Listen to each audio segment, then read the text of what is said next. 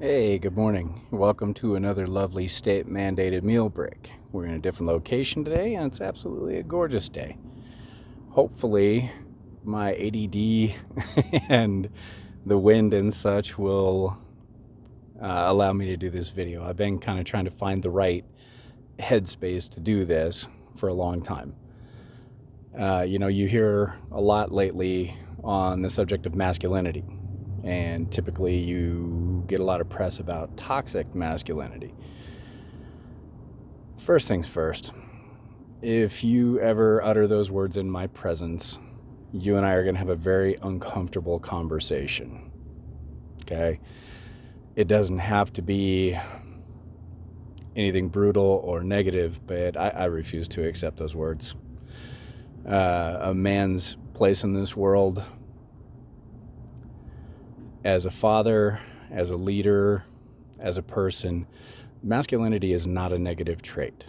And I think more often than not, it is mistaken for machismo, which machismo is more about emphasizing power, disregard for consequences, zero responsibility or ethics.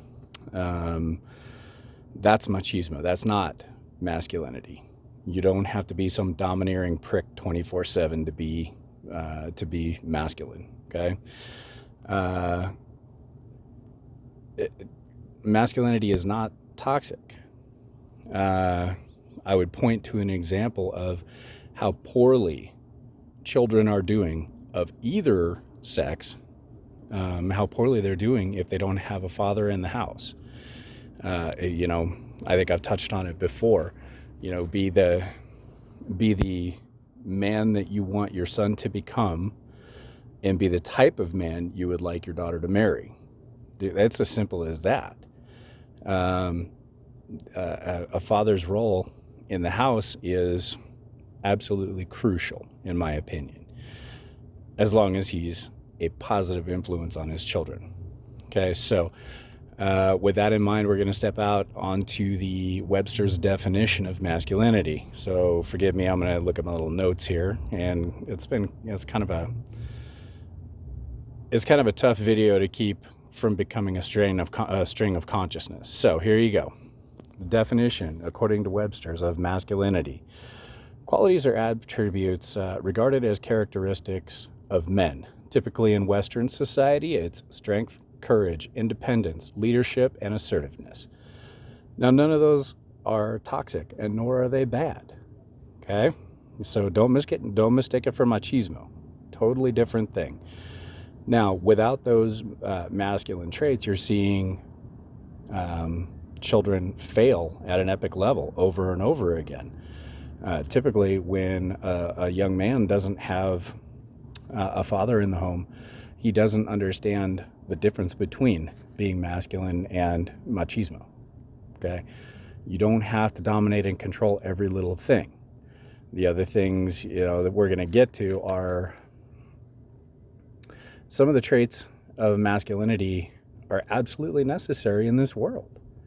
So, now here we go. The things that are forgotten about masculinity is there's positivity in it. You have to be a positive leader. Your strength can be used in the right direction. It can be used to help people, not to demean them. You can lead from the front and show the way. Stoicism is another quality of masculinity, and I will be the first to admit I am not always very stoic. I whine a lot. One of the lessons that I found very recently during a gout attack is if you are whining about it, people take it as, well, first of all, that you're a whiner, but second of all, they take it as you're blaming them. So, for instance, having a gout attack, whoever's driving the car hits a bump, you grunt and groan, and they immediately assume that you're pissed at them for having hit a bump. Well, from my point of view, it was, ow, that hurt. That's all I'm really thinking. And the person driving the car goes, crap, he's pissed at me for hitting that bump. So, okay, stoicism needs to be part of masculinity, something I need to work on. So, it has impacts beyond you, and it it hurts other people if you can't keep those things to yourself. Anybody worth a damn will actually see your plight and adjust what they're doing without you having to say anything. Okay. So, no, you don't have to be a dick 24/7. You don't have to dominate and control everything. The other thing is, you have to be a shield for the people around you, not a sword in somebody else's hand. It's the idea of being useful instead of being used. If you have that overly aggressive, reactionary attitude and you think that that's masculine, no, that's machismo, and it makes you easy to manipulate.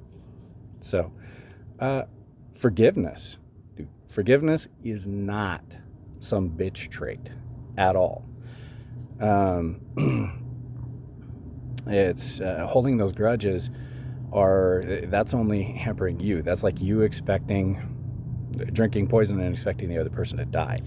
Not a good idea. You don't ever have to let somebody do something negative to you again, but you don't have to go looking for vengeance, and you don't have to be a dick about everything. Keep it to yourself, move on, and be a shield. That's the idea. So, the other thing, the words I can't, or I would never, or I could never, dude, those have so limited, those have, well, they have no usefulness. They really don't. They put you in a place where your reaction can only be one path.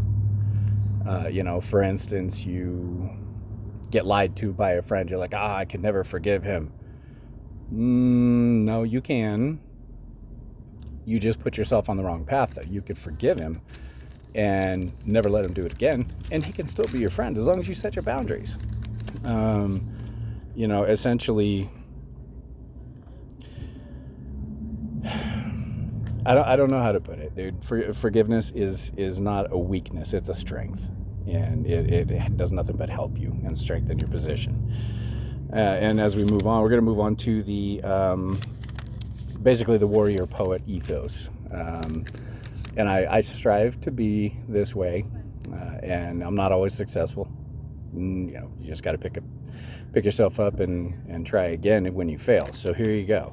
If you love, love without reservation. If you fight without fear. Now those are things that are absolutely true. Serve, learn, lead, defend, destroy evil, encourage good, teach, and be a force for the light in this world. Right now, we're surrounded by darkness. We're being pressed on all sides as a society, as a species. When people are so desperate to flee Afghanistan that they are on the exterior of a plane, falling from the plane, being crushed by the landing gear, abandoning their women to the Taliban. Isn't that lovely? Yeah, dude, those guys, not warrior poets. They run in fear. They know nothing of self-sacrifice. They left their women to a group of men that are going to kill them. They're going to stone them to death in town square. They're going to behead them. They're going to mutilate them. And these guys ran and jumped on planes. I cannot begin to describe the rage I feel for that. I would not ever walk away from my family. Now that's where I would not or could not. That's where that fits. So here you go. Next, part of being masculine and part of being a leader is to be a man of your word. Over-deliver whenever possible. It's not always going to be possible, but at least meet your goals and be a man of your word. Do what you promise. Be honest about your failings. I mean, come on, man. You just heard me say it. I screw up in the department of stoicism. Be engaged with your children. That is not a feminine trait, man. That's being present in your children's lives. That's what you need to be as a man. That's part of it. Be kind. You don't have to be mean 24/7, critical and judgmental every 5 seconds to be a man. No. In fact, you should be the exact opposite. You should be encouraging. You should be teaching. You should be leading. Dude, that is masculinity. Lead the way. Don't be afraid to apologize. There are so many people, especially men, and I will acknowledge this, who feel like apologizing is a weakness, and they don't even know how to do it properly anymore. I've had this discussion with multiple people, and I actually learned this going through some couples counseling, which, again, admitting that you've got problems, addressing them, and fighting for forgiveness every second, very masculine trait. So here you go, though. There are 4 qualities of an actual apology, and you guys, here's one you can soak up. You ready? Be specific in your apologies. So, I am sorry for XYZ. Be specific. I will never do it again.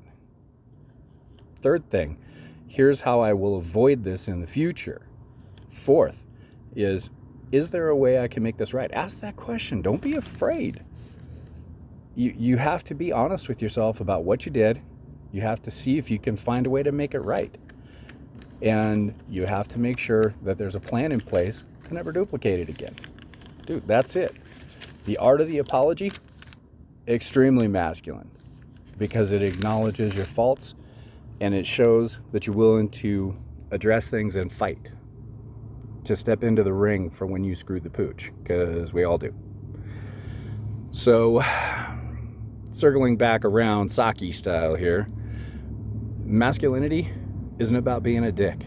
It's about being a force for good. It's about leading your family. It's about figuring out ways to forgive and to move on and to strengthen your position. You can't just sit there and say, I could never, or fuck you, or all of those things, and never leave a place for your own apology, for acknowledging your own weaknesses, and for improving your position. You have value to everybody in your family, especially your children of both genders, man. It cannot be overstated. Children who do not have a father in the house or a father in their life are absolutely failing. They're begging for attention. They're begging for strength. They're begging for leadership, and they don't even know it. So be good to those people around you and show off your broad shoulders, so to speak. Be willing to learn, be willing to lead, be willing to apologize. There you go. You're not toxic. You are necessary, and in fact vital for your family and for your children, for your community even. If you are doing things correctly, you're absolutely necessary. So there you go. That was your lesson for the day, and I've been trying to find the right headspace to do this for a long time, and I'm glad I finally got to it. Thanks, guys. Have yourself a wonderful day, and I guess my meal break is coming to a close, so I got to jam. See ya.